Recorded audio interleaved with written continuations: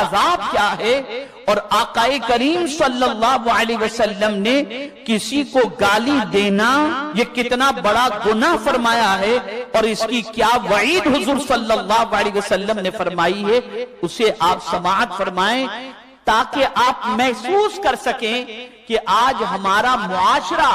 جو گالی سے صبح کرتا ہے اور گالی سے رات کرتا ہے، اس معاشرے کے اندر بسنے والے مسلمانوں کا انجام حضور کے نزدیک کیا ہے اور اللہ کے نزدیک کیا ہے۔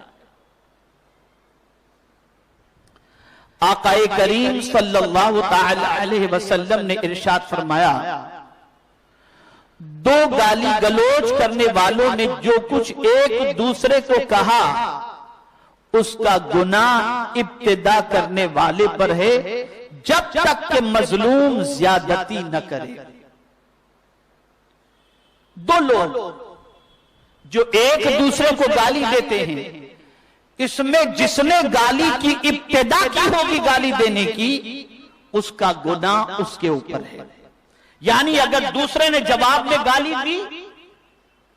تو جواب میں جس نے گالی دی ہے اس کو تو گناہ ملے گا، لیکن اس پہل کرنے والے کو اللہ عز و جل زیادہ سزا عطا فرمائے گا، اور گناہ سب سے زیادہ اس کے نام اعمال کے اندر لکھا جائے گا۔ میرے پیارے آقا صلی اللہ علیہ وسلم کے پیارے دیوانوں، اس حدیث کو ہمیشہ کے لیے ذہن میں محفوظ کر لو، اسے کبھی بھی زندگی میں مت بھولنا۔ رسول گرامی وقار صلی اللہ تعالی علیہ وسلم کے نائبین، صلحاء امت اور مومنین کے حقوق کو بیان کرنے والے اس حدیث کو اکثر بیان کرتے ہیں، اسے بھی آپ ہمیشہ کے لیے ذہن میں رکھیں۔ رسول گرامی وقار صلی اللہ علیہ وسلم نے فرمایا، سباب المسلم فسوق وقتالہ کفر، مسلمان کو گالی دینا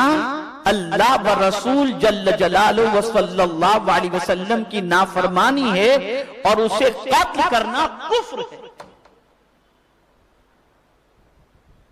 مسلمان کو گالی دینا، یوں کسی کو بھی گالی آپ نہیں دے سکتے،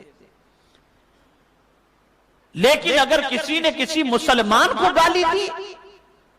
تو یہ اللہ اور اس کے رسول کی نافرمانی ہے۔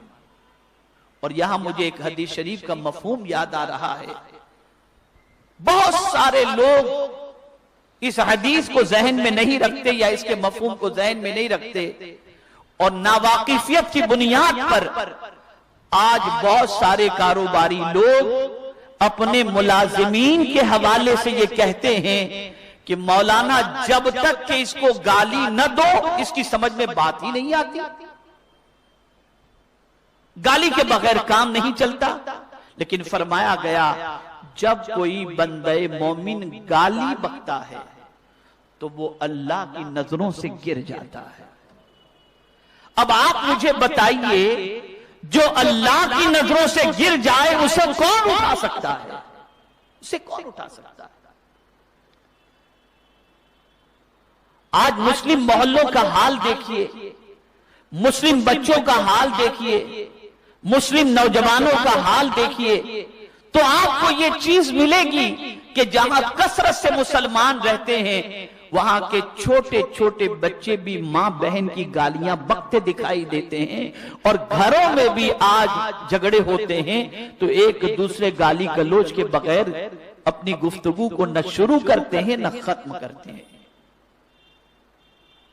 گالی بکنا یہ اتنا بڑا گناہ ہے کہ کل بروز قیامت جس کو گالی بکی گئی اس کے نام اعمال کے اندر بندے کی نیکیوں کو منتقل کر دیا جائے گا، اور بندہ کل بروز قیامت اس حال میں اللہ کی بارگاہ میں آئے گا کہ وہ مفلس ہوگا۔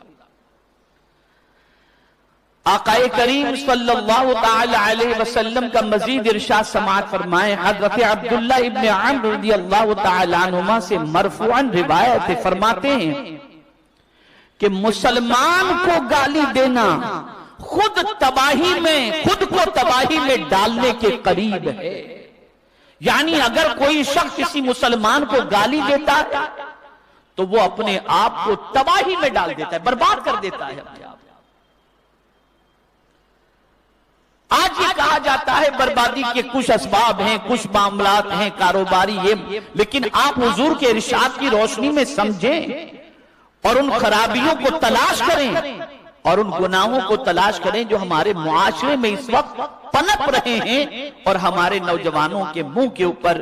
وہ لفظ ہیں، وہ الفاظ ہیں اور وہ گالی گلوچ ہیں۔ میرے پیارے آقا صلی اللہ تعالی علیہ وسلم کے پیارے دیوانوں، حضرت عیاض بن جمان رضی اللہ تعالیٰ عنہ سے روایت فرماتے ہیں، میں نے عرض کیا یا نبی اللہ صلی اللہ علیہ وسلم، ایک آدمی مجھے گالیاں دیتا ہے حالانکہ وہ مجھ سے کمزور ہے۔ توجہ چاہوں گا، سرکار کی بارگاہ میں وہ صحابی عرض کرتے ہیں ایک بندہ مجھے گالی دیتا ہے اور یہ گالی دینے والا مجھ سے کمزور ہے، اگر میں اس سے بدلہ لے لوں تو مجھ پر کوئی گناہ تو نہیں؟ میرے آقا صلی اللہ علیہ وسلم نے ارشاد فرمایا ایک دوسرے کو گالی دینے والے دونوں آدمی شیطان ہیں، آپس میں بری باتیں کہتے ہیں اور ایک دوسرے پر جھوٹی بہتان لگاتے ہیں۔ یعنی اگر کوئی شخص یہ سوچے کہ اس نے مجھے گالی دی میں بھی گالی دوں، یہ کمزور ہو کے گالی دے کے جا رہا ہے، تو میرے آقا صلی اللہ علیہ وسلم نے ایسے شخص کو انسان نہیں بلکہ ان دونوں کو آقا کریم صلی اللہ علیہ وسلم نے شیطان